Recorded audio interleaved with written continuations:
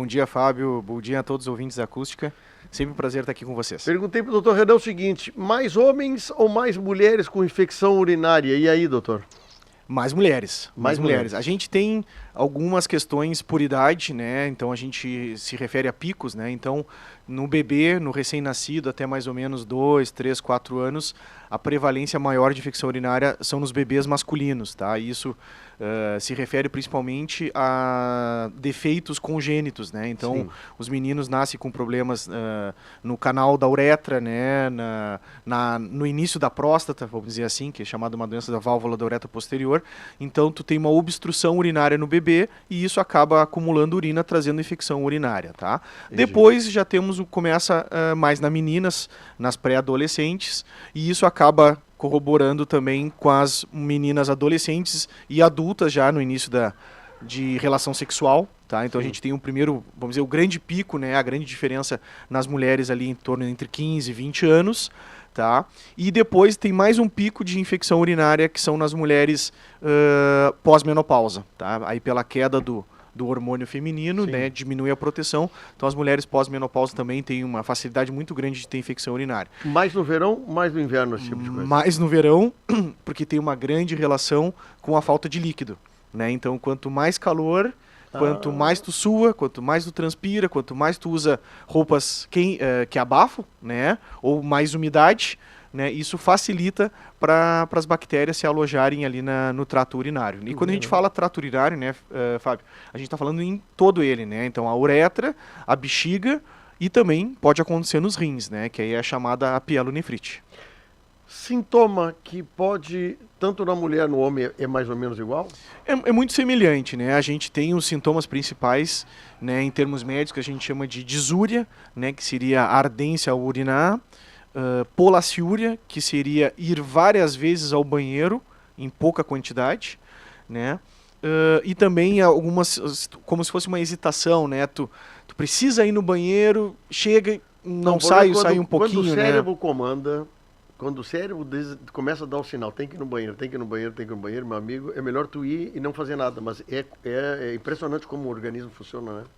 Existe um sinal por algum motivo, né? É. Claro que nem sempre quer dizer que esse sinal é verdadeiro, né? Existem algumas doenças que alteram essa situação do sinal, né? A gente até pode comentar mais pra frente sobre elas e até algumas vezes elas simulam as infecções urinárias, né? Então isso a gente tem conversado muito no consultório, né, Fábio? Saber quando tratar, né? Usar o antibiótico ou não nessa situação. Pois deixa eu iniciar assim uma coisa. Por exemplo, eu não tenho dor, mas tenho essa coisa repetitiva de ir no banheiro e não urinar. Isso pode ser um sintoma ou tem que ter dor para ter o sintoma de infecção urinária? Ótima pergunta. Tu não precisa ter todos os sintomas 100%, tá? Mas quando tu tem todos eles, tu tem uma, vamos dizer assim, uma probabilidade maior de ter a cistite, de ter a infecção urinária, tá? Então, em quadros assim, em pacientes jovens, né, que a gente não vê uma outra doença que possa causar esses sintomas, pacientes, por exemplo, mulheres que estejam em idade de relação sexual ativa, né, a chance dela com esses sintomas é praticamente 100%, tá? Sim. A grande questão e a nossa dúvida são nos casos que têm outras comorbidades. Então, por exemplo, uma mulher de 60 anos, pós-menopausa, não está tendo relação, tá com disúria, né, tá com ardência urinar, mas é diabética, né? É infecção urinária ou não é? Mistura um pouco. Mistura. Então aí tem que ter uma avaliação mais correta, né? Interessante isso aqui. Outra pergunta assim que eu acho que é bom de tu falaste a questão da hidratação. Por exemplo, a mulher tem normalmente pode ter problema de corrimento. Uhum. O corrimento vaginal da mulher tem alguma coisa a ver com infecção urinária? Ou isso é um líquido geralmente de manter lubrificado? Como é que funciona? Não temos uma relação direta, né? A grande questão é se o corrimento é natural ou se é um corrimento patológico. Né? Um corrimento natural as mulheres têm, dependendo da questão menstrual. Algumas têm um corrimento maior, menor, mas geralmente é um corrimento transparente, em pouca quantidade, sem odor. Tá? Isso não vai ter uma relação específica com a infecção urinária. A grande questão, Fábio, se é um corrimento, como eu falei, patológico, se é um corrimento causado por uma bactéria. Por exemplo, a gente tem A conhecida tem a gonorreia, a clamídia, tá? Então, a tricomonas, né, que pode causar um corrimento com odor, às vezes de coloração esverdeada, amarelada. Isso, essa inflamação na região vaginal vai acabar inflamando a uretra também, que está em íntimo contato. Então, essa mulher ela pode ter ardência urinar por ter uma doença vaginal. Certo? Então aí tu vai coletar o corrimento e vai mandar para análise. Aí né? faz a coleta. Tá? E, por exemplo, mulheres que tiveram filhos,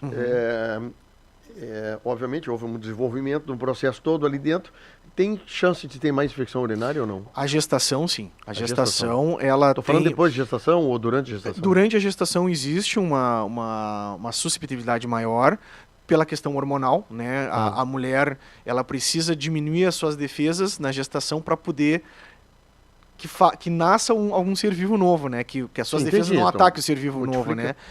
Então existe essa facilidade, né? E a infecção urinária na gestação, Fábio, ela é ligada a parto prematuro, tá? Então a gente tem que ter um cuidado muito maior com os sintomas urinários na gestação, tá? Então, por exemplo, existe uma situação que a gente chama de bacteriúria assintomática. O que é isso? Tu coleta um exame de urina, tá? Tu não tem sintomas, mas tu coleta um exame de urina e vem bactéria. Aí tu pensa, tu olha aquele resultado. Tu trata ou não trata? Tá? De uma forma geral, a gente não trata. Tu vai tratar se tu tem sintomas urinários associados a um exame de urina alterado. Na gestação, é uma das poucas situações que a gente é obrigado a tratar, mesmo que ela não tenha sintomas. Por quê? Porque aquela bacteriúria sintomática pode aumentar o risco de parto prematuro. O caso do assintoma, por exemplo, o caso do homem, que é um pouquinho mais visualmente difícil de identificar. O exame de sangue é que detecta que tem modificação e pode estar dando infecção urinária? O exame de urina. Não seria o exame de sangue. O exame de urina, no homem, ele é muito importante. Na mulher, como a gente falei, naqueles casos que o caso é clássico, sintomas clássicos, a gente está autorizado a tratar sem o exame de urina. Nas outras situações, Fábio, o exame de urina, ele é crucial, tá? Ele vai nos ajudar a realmente avaliar se existe bactéria na urina, se existe células de defesa na urina, se existe algum outro componente que o exame de urina nos traz. Por exemplo, ali pode nos trazer urato, sinais de calcificação, ou seja, esse paciente pode ter cálculo renal associado à infecção urinária. Então o exame de urina ele não vai nos trazer algumas informações e também, quando ele nos traz a bactéria, ele nos traz qual antibiótico. Entendi. Tá? Se é resistente, se é sensível. Isso nos autoriza e nos ajuda no melhor tratamento. Só uma última pergunta. Por exemplo, eu posso fazer um exame rotineiro no laboratório de fazer coleta de urina sem uma prescrição médica? Por exemplo, está me incomodando isso, mas eu vou fazer um exame para ver se a minha urina está limpa, tem alguma coisa. Os laboratórios, nesse caso assim, de exame de urina, tem que ter uma requisição do médico? Geralmente, quando é particular, existe a autorização normal. Tu pode fazer conforme a tua solicitação. Geralmente, aí convênios, né, isso aí exige a requisição médica. Eu te falo né? assim que daqui a pouquinho, tô no conforto, tô com dor, eu vou ali fazer um exame de urina. Só para daqui a pouco clarear isso, né? Isso. Eu não sei se... eu acho interessante nessas situações tu já chegar no médico já com o exame de urina. E isso eu oriento muito os pacientes, tá? Vamos lá, existe a cistite não complicada e existe as cistites complicadas, tá? As não complicadas são aquelas situações que a gente comentou, né? Mulheres, jovens, com idade de relação sexual, sintomas típicos. Essas, a princípio, não há necessidade de exame de urina, tá? O médico que atender essa paciente vai tratar conforme o número de bactérias na sua região. Então aqui a gente tem a bactéria X, que é sensível a tais antibióticos. Então a gente vai tratar guiado por aquilo. O que acontece de vez em quando? Quando existe muito número uso daquele antibiótico, com o tempo, a bactéria vai ficando resistente. Então vamos botar aí, há 20 anos atrás, o Bactrim era, vamos dizer assim, um antibiótico de escolha. Sim. Passou um tempo, a resistência foi aumentando. Claro. Aí vieram as quinolonas, que a gente chama de ciprofloxacin, norfloxacin. Hoje a resistência já está aumentada. Então hoje a gente usa, por exemplo, a nitrofurantoína e a fosfomicina, que é aquele pozinho. Tá? Mas isso tem que ser sempre acompanhado e avaliado. Então, nos casos não complicados, o médico vai usar esse antibiótico eles são mais sensíveis. Entendi. Agora, quando Fábio, as infecções, as cistites mais complicadas, que aí entra idosas, diabéticas, homens de qualquer idade, tá? Um homem, naturalmente, não é para ter infecção urinária. Ele tem uma uretra mais comprida e tem uma próstata que funciona como válvula. Então, de uma forma geral, ele não é para ter infecção urinária. Então, quando tem infecção urinária, esse paciente tem que ser avaliado com exame de urina e com exame de imagem. Aí eu vou avaliar.